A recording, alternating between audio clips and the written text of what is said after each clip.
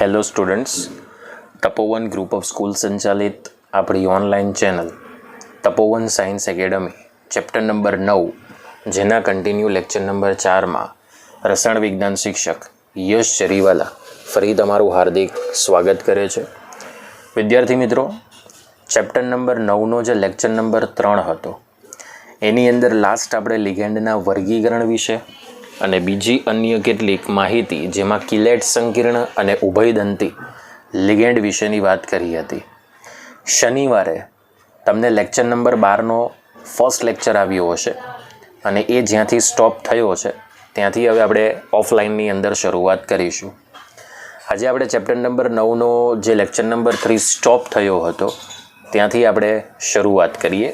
તો આની અંદર પણ આજે આપણે કેટલીક માહિતી સાથે પરિચિત થઈશું અને ત્યારબાદ આપણે તેના IUPAC નામકરણ વિશેની ચર્ચા કરીશું. સો ફર્સ્ટ ઓફ ઓલ, પહેલો જે આપણી પાસે વ્યાખ્યાયિત શબ્દ છે એ છે સવર્ગ આંક. સવર્ગ આંકને કહેવામાં આવે કોઓર્ડિનેશન નંબર. તો ખરેખર કોઓર્ડિનેશન નંબર કોને કહેવાય તો એની આપણે માહિતી મેળવીએ. તો આપણે જાણીએ છીએ કે કોઈ પણ લિગેન્ડને ઓળખવું હોય અથવા તો એનું વર્ગીકરણ કરવું હોય તો તેની અંદર ઇલેક્ટ્રોન યુગ્મ દાતા પરમાણુ કેટલા છે એને ધ્યાનમાં રાખીને જ આપણે લિગેન્ડનું વર્ગીકરણ કરી શકીએ. તો સવર્ગાંક કોને કહેવાય? તો લિગેન્ડના દાતા પરમાણુની સંખ્યા, જો આ શબ્દ ખૂબ અગત્યનો છે, લિગેન્ડની સંખ્યા નહીં પણ લિગેન્ડના દાતા પરમાણુની સંખ્યા કે જે ધાતુ આયનની આસપાસ સીધી જ બંધિત હોય તો તેવી રચનાને અથવા તો તેવી સ્પીસીઝને આપણે સવર્ગાંક કહીએ છીએ. જો તમે સવર્ગાંકને લિગેન્ડની સંખ્યા મુજબ શોધવાનો પ્રયત્ન કરશો તો તમારો સવર્ગાંક કે દ્વિતીયક સંયોજકતા તમને ખોટી મળી શકે. પણ એમાં ઇલેક્ટ્રોન યુગ્મ દાતા પરમાણુની સંખ્યા મુજબ જો તમે એનો વર્ગ નક્કી કરી દો તો તમને સીધો એનો સવર્ગાંક સાચો મળશે. જેમ કે બે સંકીર્ણ છે PtCl6-2 અને NiNH3 4+2 જેમાં પ્લેટિનમ અને નિકલ ધાતુનો જે સવર્ગાંક છે તે અનુક્રમે 6 અને 4 છે. હવે આવું કેમ? તો Cl- એ એકદંતી લિગેન્ડ છે અને NH3 પણ એકદંતી લિગેન્ડ છે. મતલબ બંને દ્વારા જો તેની સંખ્યા 1 હોય તો એક જ સવર્ગ સહસંયોજક બંધ બને. તો અહીં એક Cl- દ્વારા એક સવર્ગ સહસંયોજક બંધ બને. એ જ રીતે અહીં પણ એક એમોનિયા લિગેન્ડ દ્વારા એક સવર્ગ સહસંયોજક બંધ બનશે. તો ટોટલ Pt જે છે પ્લેટિનમ ધાતુ આયન, આનો પ્લેટિનમ +4 વીજભાર આવશે. -6 આમ જાય તો +6 +6માંથી 2 બાદ કરો એટલે +4. તો પ્લેટિનમ ધાતુ આયનનો બરાબર જે સવર્ગાંક છે એમાં 6 Cl- ગોઠવાય છે. બરાબર, એટલે 6 સવર્ગ સહસંયોજક બંધ બનશે. સો ધેરફોર પ્લેટિનમનો સવર્ગાંક કેટલો બનશે? 6. એમોનિયાની સંખ્યા 4 છે. એક એમોનિયા દ્વારા એક સવર્ગ સહસંયોજક બંધ બને તો 4 દ્વારા કેટલા? 4 બનશે. તો એને કારણે એનો સવર્ગાંક કેટલો આવશે? 4. હવે બરાબર સમજવાનું છે. એક સંકીર્ણ છે FeC2O4 3.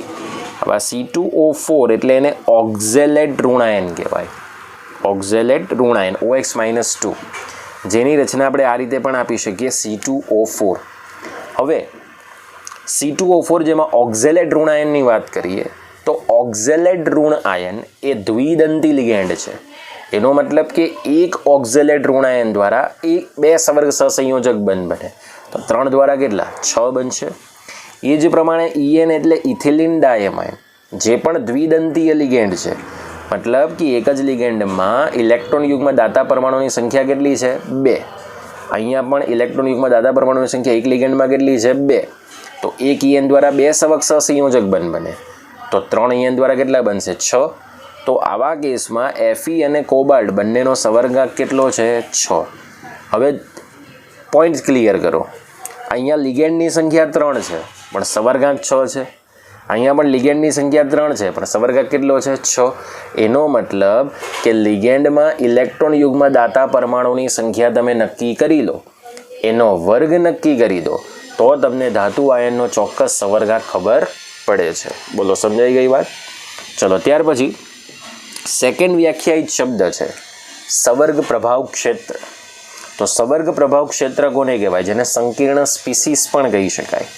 તો મધ્યસ્થ પરમાણુ અથવા આયન અને તેની સાથે જોડાયેલ લિગેન્ડને ચોરસ કૌંસમાં સમાવાય અને આ સામૂહિક રચનાને શું કહેવામાં આવે? સવર્ગ પ્રભાવ ક્ષેત્ર. તો ચોરસ કૌંસમાં મધ્યસ્થ ધાતુ પરમાણુ અને તેની આસપાસ સવર્ગ સહસંયોજક બંધ દ્વારા બંધિત જે લિગેન્ડ છે એ સામૂહિક રચનાને શું કહેવાય? સવર્ગ પ્રભાવ ક્ષેત્ર. કોઈ પણ સંકીર્ણની અંદર જો આયનીકરણ પામતા સમૂહ હોય એ હંમેશા કૌંસની બહાર લખાય અને કૌંસની બહાર જે આયન હોય એ પ્રતિ આયન કહેવાય. એ ધન પણ હોઈ શકે અને ઋણ પણ હોઈ શકે. દાખલા તરીકે આપણી પાસે એક સંકીર્ણ સંયોજન છે K4FeCN6. તો K4FeCN6 ની અંદર આ જે સંકીર્ણ સ્પીસીસ છે એનો વીજભાર કેટલો આવશે? -4. તો FeCN6-4 ને સવર્ગ પ્રભાવ ક્ષેત્ર કહેવાય. જ્યારે કૌંસની બહાર જે K+ છે એને શું કહેવામાં આવે? પ્રતિ આયન. એવું જ આપણે એક બીજું એક્ઝામ્પલ લઈએ જે તમને વધારે પ્રચલિત ગણાશે. બરાબર, અહીંયા CuNH3,4SO4. બરાબર, ચલો હવે જુઓ, આ તમે બે આયનો છૂટા પાડશો તો આ SO4-2 આવે તો આનો વીજભાર કેટલો આવશે? +2. કારણ કે આ જે ચોરસ કૌંસ છે એ પહેલા સ્થાન ઉપર છે. રેડી?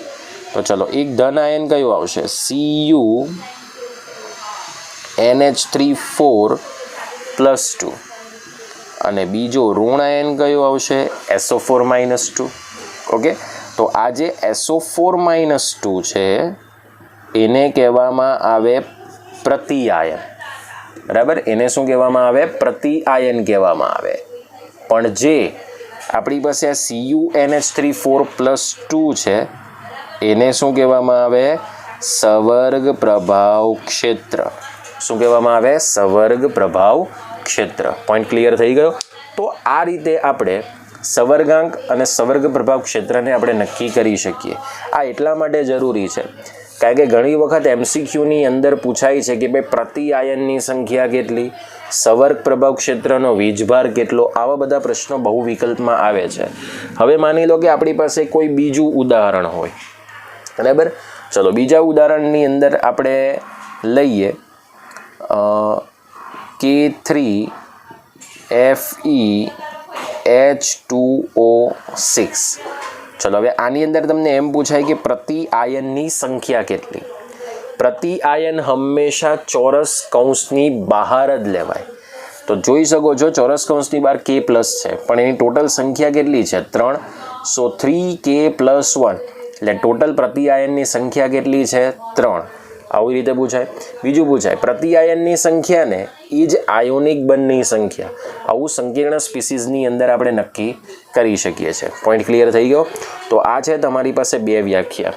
હવે આપણે ત્રીજી વ્યાખ્યા સાથે પ્રચલિત થઈશું જે છે સવર્ગ બહુફલકીય. બરાબર, કે જેને પોલીહેડ્રોન કહેવાય, કે જેની અંદર તમને અલગ અલગ આકૃતિ ભૌમિતિક રચના જોવા મળશે. આનો સ્ક્રીનશોટ પાડવો હોય તો પાડી દો.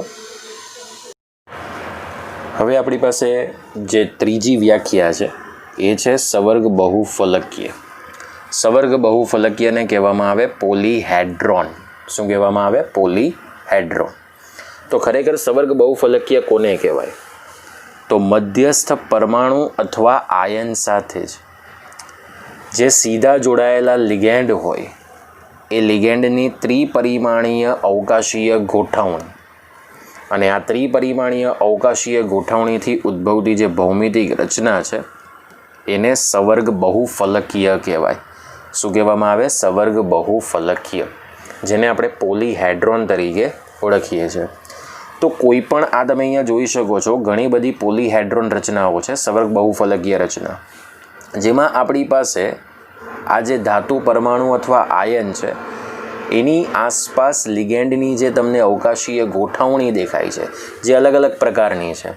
તો આવી જે ભૌમિતિક રચના ઉદ્ભવે એને સવર્ગ બહુફલકીય અથવા પોલીહેડ્રોન રચના તરીકે ઓળખી શકાય.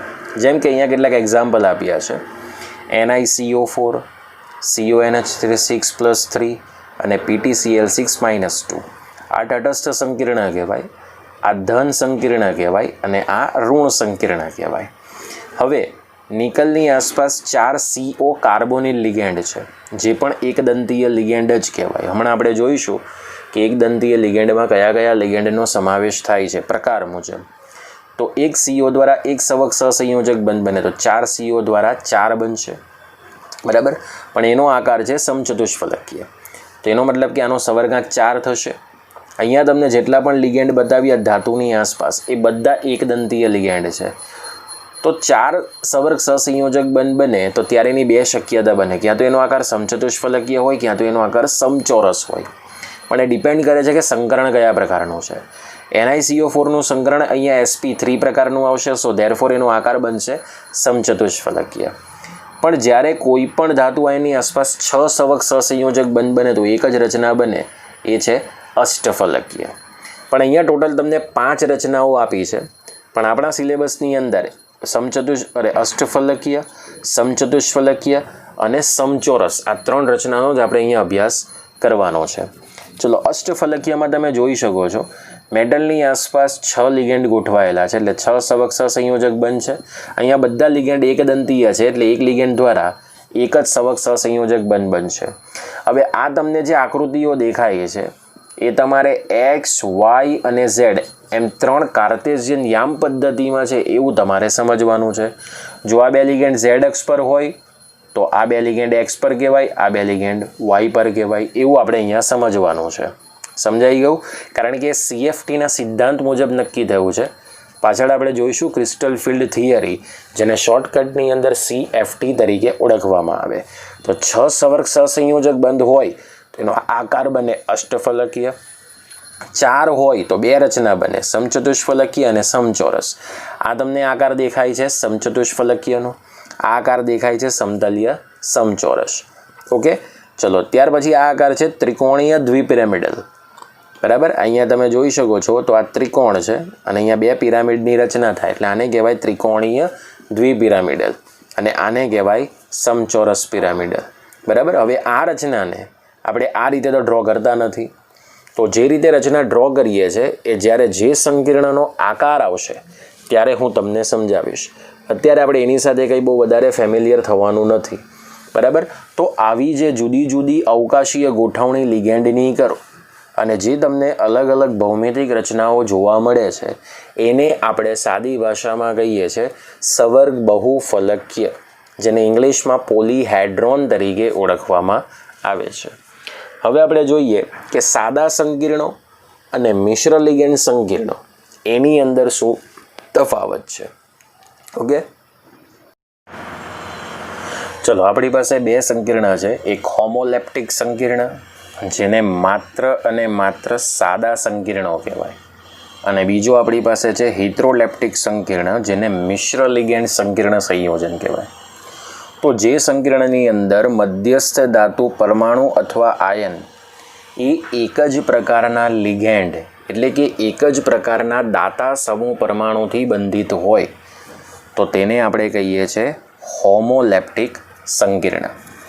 અહીંયા એક સંકીર્ણ આયન છે CONH3 જેમાં કોબાલ્ટ ધાતુ આયન માત્ર 6 એમોનિયા એક જ પ્રકારના લિગેન્ડની સાથે જોડાય છે, તો આપણે એને હોમોલેપ્ટિક સંકીર્ણ એટલે કે સાદો સંકીર્ણ કહીએ છીએ.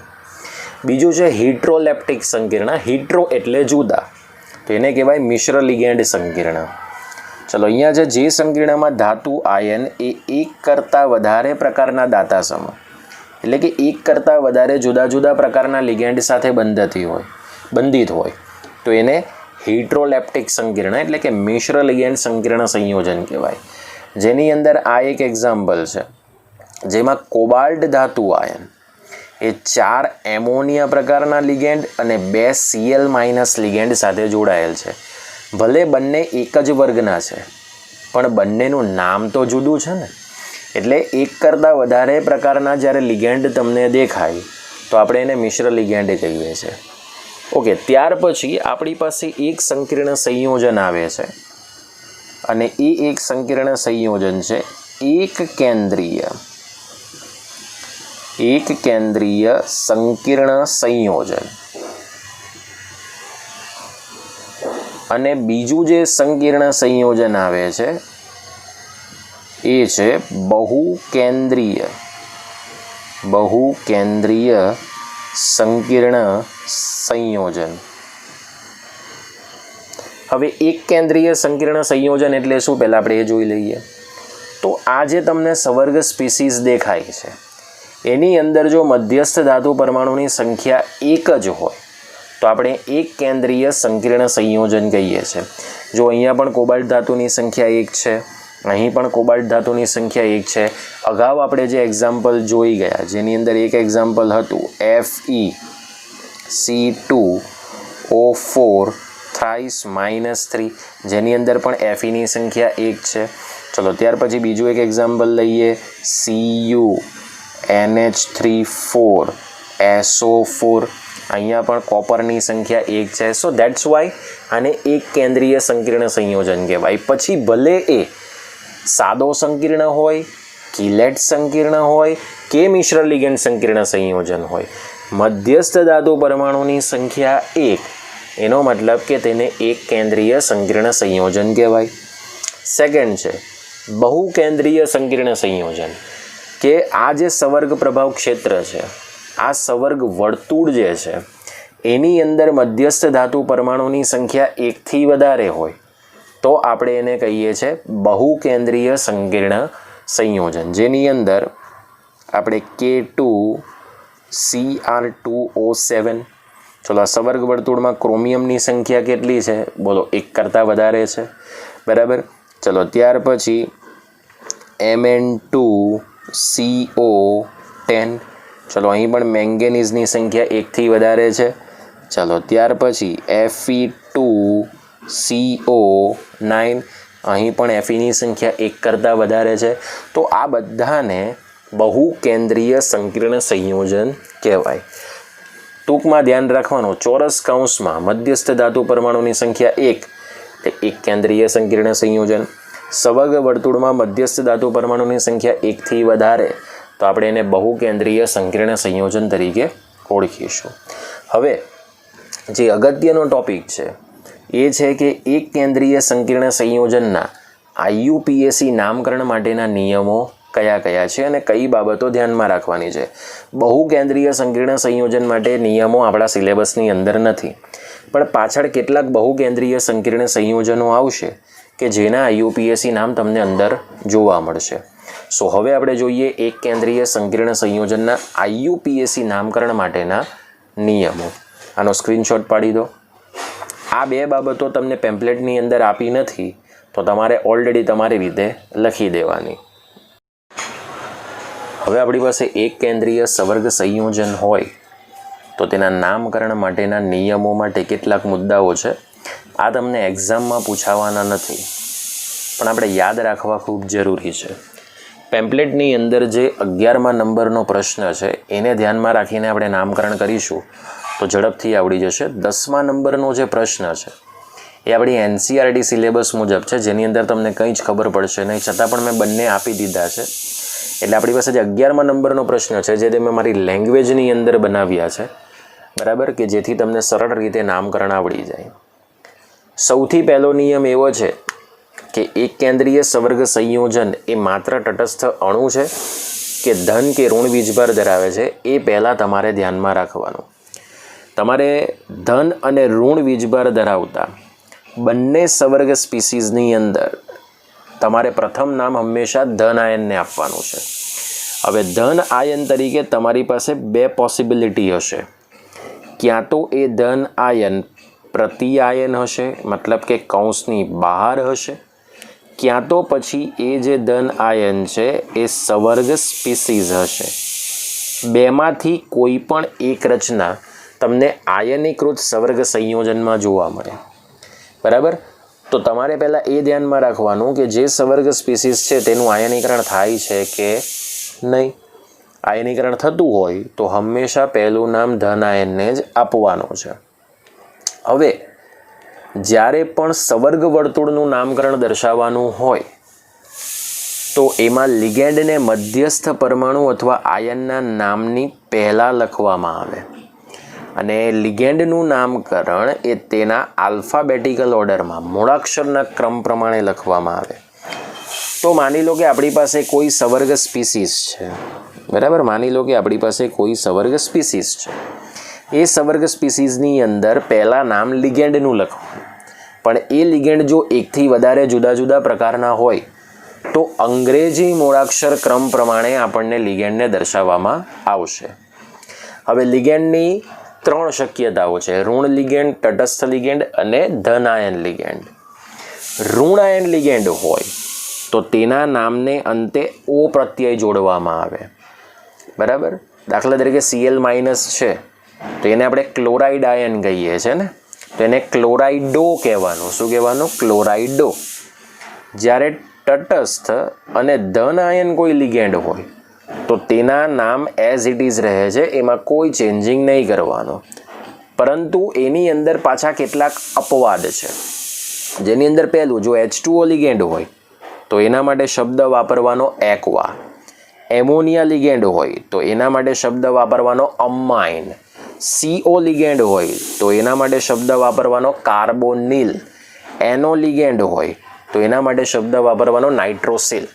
આવા બીજા અન્ય કેટલાક તટસ્થ લિગેન્ડ છે કે જે અપવાદ તરીકે તમને જોવા મળશે. હવે તમે એને નાઇટ્રિક ઓક્સાઇડ નહીં કહી શકો, આને નાઇટ્રોસિલ કહેવાય. કાર્બન મોનોક્સાઇડ નહીં કહી શકો, એને કાર્બોનિલ કહેવાનું છે. H2O માટે શબ્દ વપરાય છે એક્વા, અને NH3 ને એમોનિયા નહીં કહેવાય, અમાઇન શબ્દ વાપરવાનો છે. ઓકે, ચલો. ત્યાર પછી ચોથો નિયમ એવો છે કે જો કોઈ સંકીર્ણ સ્પીસીઝની અંદર વ્યક્તિગત લિગેન્ડની સંખ્યા 1 થી વધારે હોય તો એના માટે આપણે એને મોનો, ડાય, ટ્રાય, ટેટ્રા, પેન્ટા જેવા શબ્દો વપરાય છે, બરાબર. દાખલા તરીકે માની લો કે Cl2 હોય તો એનો મતલબ Cl- જેની સંખ્યા 2 છે તો એને ડાયક્લોરાઇડો કહેવાનું. શું કહેવાનું? ડાયક્લોરાઇડો.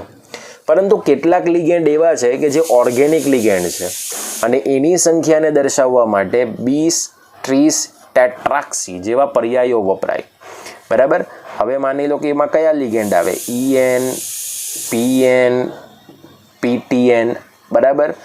આવા લિગેન્ડો આવે કે જેની સંજ્ઞાત્મક લિગેન્ડ હોય તો એની સંખ્યા માની લો 2 હોય તો 20, 3 હોય તો 30, 4 હોય તો ટેટ્રાક્સી જેવા પૂર્વક પહેલાં વાપરવાના, અને પછી કૌંસમાં એનું IUPAC નામ લખવાનું, અને એ કૌંસને લિગેન્ડમાં દર્શાવાય છે, કૌંસમાં લિગેન્ડને દર્શાવાય છે, બરાબર.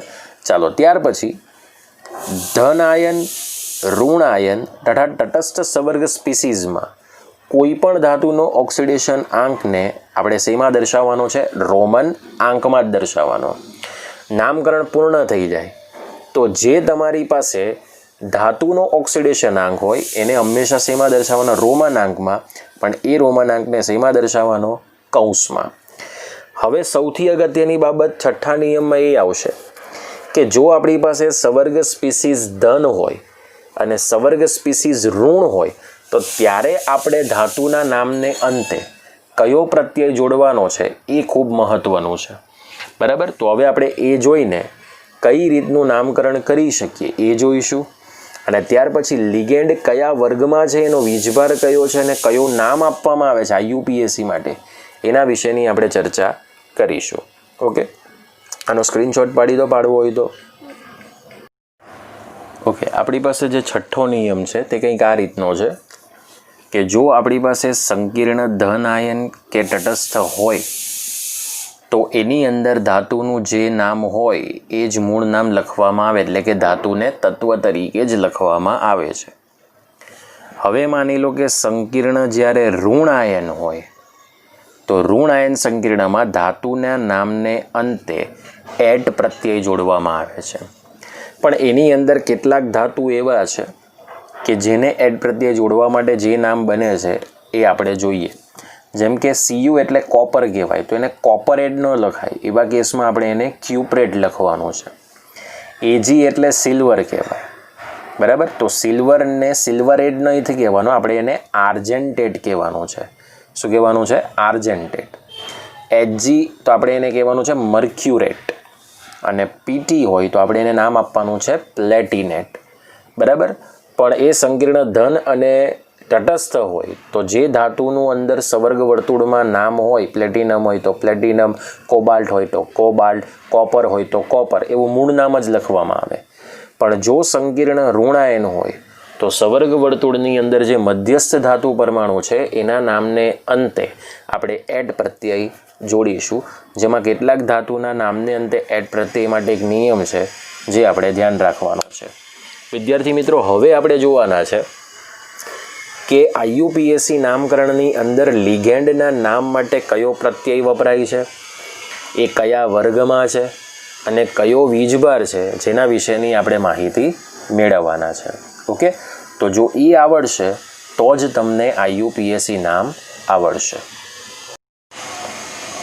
હવે લિગેન્ડના પ્રકાર, એ મુજબ લિગેન્ડનું નામ અને તેનો વીજભાર આપણે IUPAC નામકરણ માટે કયો ઉપયોગ કરવાનો છે એના વિશેની આપણે હવે માહિતી મેળવીશું. ઓકે, તો સૌથી પહેલો જે લિગેન્ડનો પ્રકાર છે એ આપણે કહીએ એકદંતીય તટસ્થ લિગેન્ડ. તો ચાલો, એકદંતીય તટસ્થ લિગેન્ડની અંદર જે આપણને દેખાશે એ મુજબ આપણે એનું નામકરણ કરવાનું છે. તો સૌથી પહેલો જો તમને H2O દેખાય તો H2O માટે આપણે શબ્દ વાપરવાનો છે એક્વા. NH3 હોય તો એના માટે આપણે શબ્દ ઉપયોગ કરવાનો છે અમ્માઇન. ઓકે, ચલો, ત્યાર પછી CO હોય તો CO માટે શબ્દ આપણે ઉપયોગ કરવાનો છે કાર્બોનિલ. જો આપણી પાસે NO હોય તો NO માટે આપણે શબ્દ ઉપયોગ કરવાનો છે નાઇટ્રોસિલ. ત્યાર પછી CH3NH2 હોય તો એના માટે આપણે શબ્દ ઉપયોગ કરવાનો છે મિથેનેમાઇન. આને થોડુંક સુધારી દેજો આપણા પેમ્પલેટમાં. ત્યાર પછી C5H5N, બરાબર, એને કહેવામાં આવે છે પિરિડીન, જેને તમને સંજ્ઞા અંદર આપશે PY. તો જ્યાં તમને સંજ્ઞા PY દેખાય એટલે એનું નામ તમારે લખવાનું પિરિડીન અને આનો વીજભાર તમને મળશે 0. ઓકે, તો આ પહેલો વર્ગ છે કે એકદંતીય તટસ્થ લિગેન્ડનું વર્ગીકરણનો. ત્યાર પછી બીજો જે વર્ગ છે એ છે એકદંતીય ઋણ આયન લિગેન્ડ. એકદંતીય ઋણ આયન લિગેન્ડ, બરાબર, જેની અંદર Cl- હોય તો આપણે એને નામ આપવાનું છે ક્લોરાઇડો. ઓકે, Br- હોય તો આપણે એને નામ આપવાનું છે બ્રોમાઇડો. I- હોય તો આપણે એને નામ આપવાનું છે આયોડાઇડો. ઓકે, ચલો, ત્યાર પછી જો આપણી પાસે OH- હોય તો આપણે એને નામ આપવાનું છે હાઇડ્રોક્સાઇડો. તમે એને હાઇડ્રોક્સો નામ પણ આપી શકશો જો આપવું હોય તો, બરાબર. ચલો, ત્યાર પછી Cn- છે. Cn- ને કહેવામાં આવશે સાયનાઇડો. શું કહેવામાં આવશે? સાયનાઇડો, બરાબર. ચલો, ત્યાર પછી NH2-, ને કહેવાશે એમિડો. શું કહેવામાં આવશે? એમિડો. ચલો, ત્યાર પછી NO3-, જેને કહેવામાં આવશે નાઇટ્રેટો, બરાબર. ત્યારબાદ NO2-, જેને કહેવામાં આવે એક શબ્દ નાઇટ્રાઇટો N પણ કહેવાય અને નાઇટ્રાઇટો O પણ કહેવાય. કેમ? કારણ કે આ ઉભયદંતી લિગેન્ડ છે. યાદ કરો, 3rd ચેપ્ટરનો જે સૌથી લાસ્ટ ટોપિક હતો એ ઉભયદંતી લિગેન્ડ ઉપર આધારિત જ હતો. ઓકે, ચલો, ત્યારબાદ આને જો નામ આપવું હોય તો આને અલગ કરી દઈએ તો ONO-1 થાય. તો આને કહેવામાં આવે નાઇટ્રાઇટોઓ. એનો મતલબ કે અહીં સવર્ગ સહસંયોજક બંધ નાઇટ્રોજન બનાવશે, અહીં સવર્ગ સહસંયોજક બંધ કોણ બનાવશે? ઓક્સિજન. પણ નામકરણ બંનેનું સેમ આવશે. ઓકે, એ જ પ્રમાણે આપણે લઈએ તો બીજો એક આપણી પાસે લિગેન્ડ છે જેનું નામ છે SCN-1. તો આને કહેવામાં આવે થાયોસાઇનેટો અથવા થાયોસાઇનાઇડો એમ પણ કહેવાય. બરાબર, થાયોસાઇનાઇડો S કહેવાય અને NCS-1 એટલે આપણે એને કહીએ થાયોસાઇનાઇડો N કહેવાય. પણ આપણે આપણા નિયમ પ્રમાણે જઈએ તો આપણે એને સાઇનેટો જ કહી દઈએ. શું કહી દઈએ વિદ્યાર્થી મિત્રો? સાઇનેટો. ખોટું આપણને નામકરણ જો ખોટું આપી દે તો તકલીફ પડી જાય ને, એટલે થાયોસાઇનેટો S, થાયોસાઇનેટો N. ઓકે, ચલો ત્યાર પછી CH3COO- જેને કહેવામાં આવશે એસિટેટો. બરાબર, એસિટેટો. એ જ પ્રમાણે CNO- એને કહેવાશે સાઇનેટો C અને NCO- હોય તો એને કહેવાય સાઇનેટો N. આ બધાનો વીજભાર -1 છે તો અહીંયા આપણે લખીએ -1 એટલે એને કહેવાય એકદંતીય ઋણાયન લિગેન્ડ. શું કહેવામાં આવે? એકદંતીય ઋણાયન લિગેન્ડ. વિદ્યાર્થી મિત્રો, આ નામ લખીને મોઢે કરવાના છે, નકર IUPAC નામ તમને આવડશે નહીં. ચલો ત્યાર પછી લઈએ એકદંતીય દ્વિઋણાયન લિગેન્ડ. એકદંતીય શું કહેવામાં આવે? ઋણાયન લિગેન્ડ. ચલો એકદંતીય દ્વિઋણાયનની અંદર પહેલું છે O-2. તો O-2 ને કહેવામાં આવશે ઓક્સાઇડો અને S-2 જેને કહેવામાં આવે સલ્ફાઇડો. વીજભાર કયો આવશે? -2. ઓકે, હવે જુઓ અહીંયા પરમાણુ એક જ છે, બરાબર, એટલે એને એકદંતીય લિગેન્ડ જ કહેવાય, પણ વીજભાર -2 છે એટલે એને કહેવાય દ્વિઋણાયન લિગેન્ડ. શું કહેવામાં આવે? દ્વિઋણાયન લિગેન્ડ. પોઈન્ટ ક્લિયર થઈ ગયો? તો આ છે આપણી પાસે લિગેન્ડનો પ્રકાર, એનું નામ, બરાબર, કે જે IUPAC નામકરણમાં ઉપયોગ કરવાનું છે. આના સિવાયના કોઈ નામ તમે ઉપયોગ નહીં કરી શકો અને છે તેનો વીજભાર. હવે આપણે આગળ કન્ટિન્યુ થઈએ. બીજા અન્ય કેટલાક પણ પ્રકારો છે. ઓકે,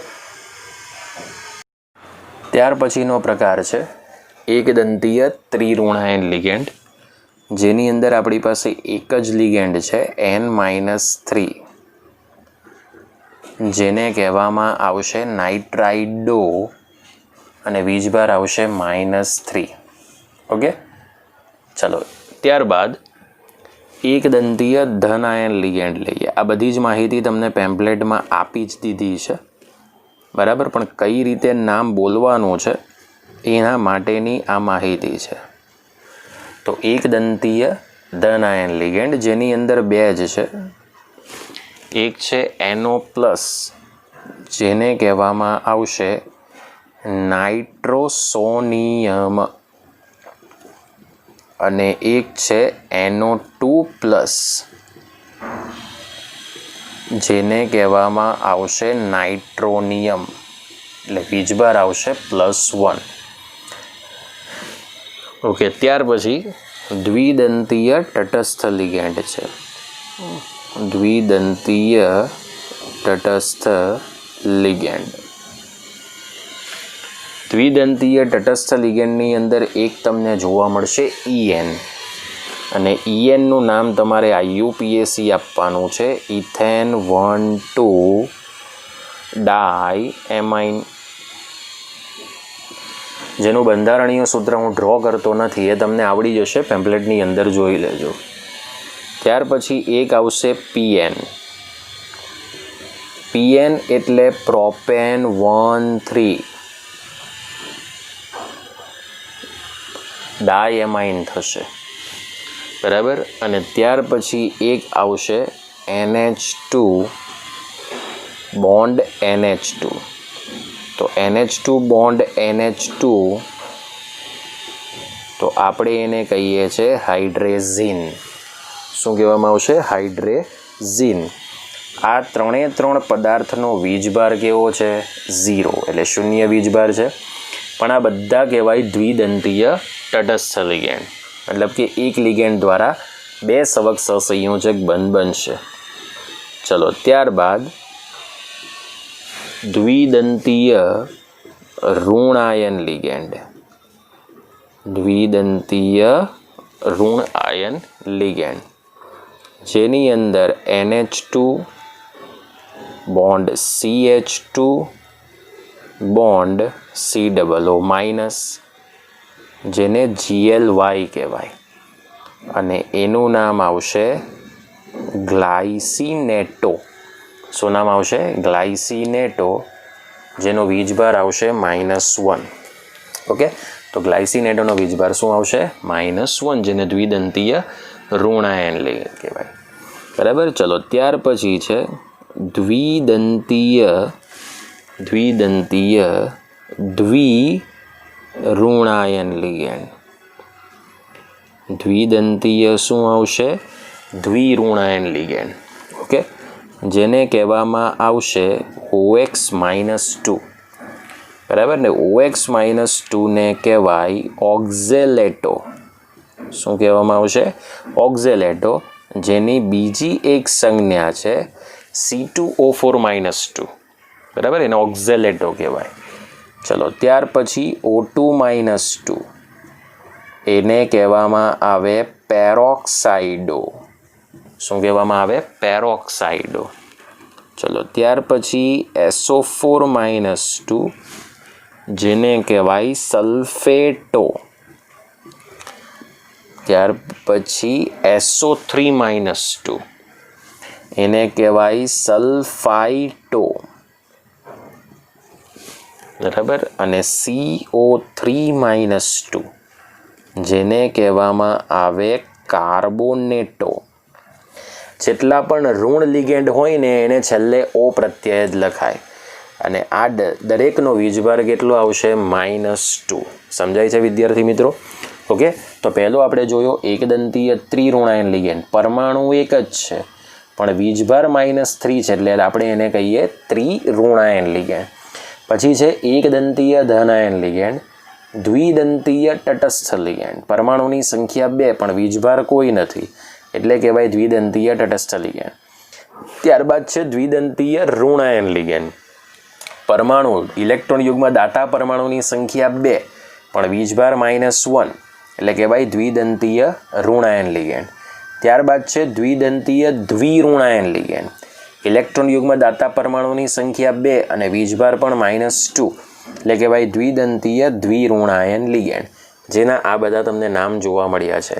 કોષ્ટકમાં તમને જેટલા નામ દેખાય છે એની બહારનો કોઈ પણ IUPACમાં તમને ઘટક દેખાશે નહીં લિગેન્ડ તરીકે.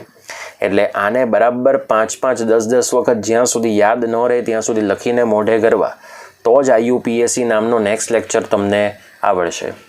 હજી આગળ બીજા 2 વર્ગ બાકી છે, બરાબર, જે આપણે જોઈશું. 3 વર્ગ બાકી છે, પછી આપણો આજનો લેક્ચર પૂર્ણ થશે. ઓકે, આ બધી જ માહિતી તમને પેમ્પલેટમાં આપી છે, પણ મારે તમને લખીને ભણાવવી એ મારી જવાબદારી છે.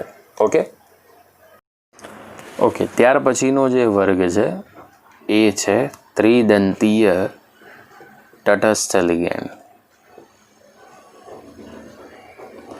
ઓકે, ત્રિદંતીય તટસ્થ લિગેન્ડની અંદર એક જ આવશે PTN, જેનું IUPAC નામ આવશે પ્રોપેન 1,2,3 ટ્રાયએમાઇન, જેનું સ્ટ્રક્ચર તમને પેમ્પલેટમાં આપી દીધું છે, અને એનો વીજભાર તમને મળશે 0.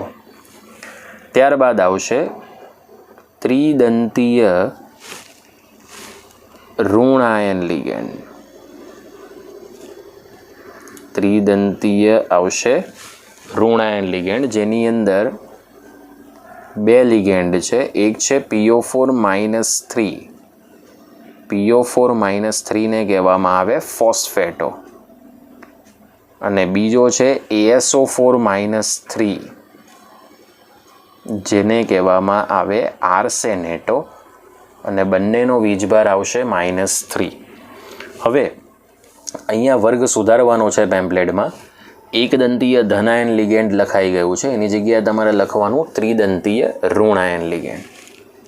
ત્યાર પછી છેલ્લો જે લિગેન્ડ છે એ છે ષટદંતીય ઋણાયન લિગેન્ડ. બિકોઝ એની અંદર આપણને તટસ્થ લિગેન્ડ જોવા મળતો નથી અને એ છે EDTA-4 અને એનું નામ ખબર છે એટલે ઇથિલિન ડાયએમાઇન ટેટ્રાએસિટેટો એવું નામ આપવાનું છે. લિગેન્ડ તરીકે હોય તો ઓ પ્રત્યય જોડવાનો, બરાબર ને. આનો વીજભાર આવશે -4.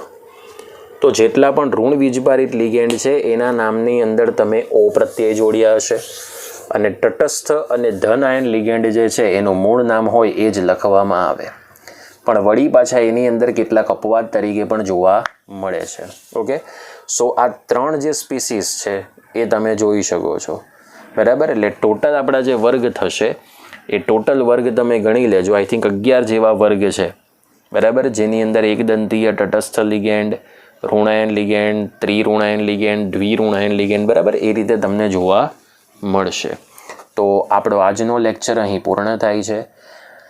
લેક્ચર પૂર્ણ થયા ગયા બાદ એક અગત્યની વાત કે આપણે નેક્સ્ટ લેક્ચરની અંદર IUPAC નામકરણ કેવી રીતે કરી શકાય એની માહિતી મેળવવાના છે. પણ એ પહેલાં આ જે કોષ્ટક મેં લિગેન્ડના નામનું ચલાવ્યું કે IUPACની અંદર આપણે આ નામ ઉપયોગ કરી શકીએ છીએ, પ્લીઝ મહેરબાની કરીને એ પહેલાં વાંચી લેજો, એને મોઢે કરી નાખજો લખીને, અને પછી જ તમને IUPAC નામકરણ ખબર પડશે.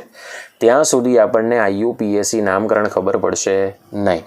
સો પ્લીઝ હમ્બલ રિક્વેસ્ટ છે કે પહેલાં કોષ્ટકને લખીને મોઢે કરો, કારણ કે એનો વીજભાર જ્યાં સુધી નહીં ખબર હશે ત્યાં સુધી તમે ધાતુનો ઓક્સિડેશન આંક શોધી શકશો નહીં. એટલે એ પહેલાં કમ્પ્લીટ કરો તો જ તમને IUPAC નામકરણ શું છે, કેવી રીતે આપણે એને નામકરણમાં દાખલ કરી શકીએ, બધી માહિતી તમને આવડશે. ઓકે, તો જય હિન્દ, જય ભારત.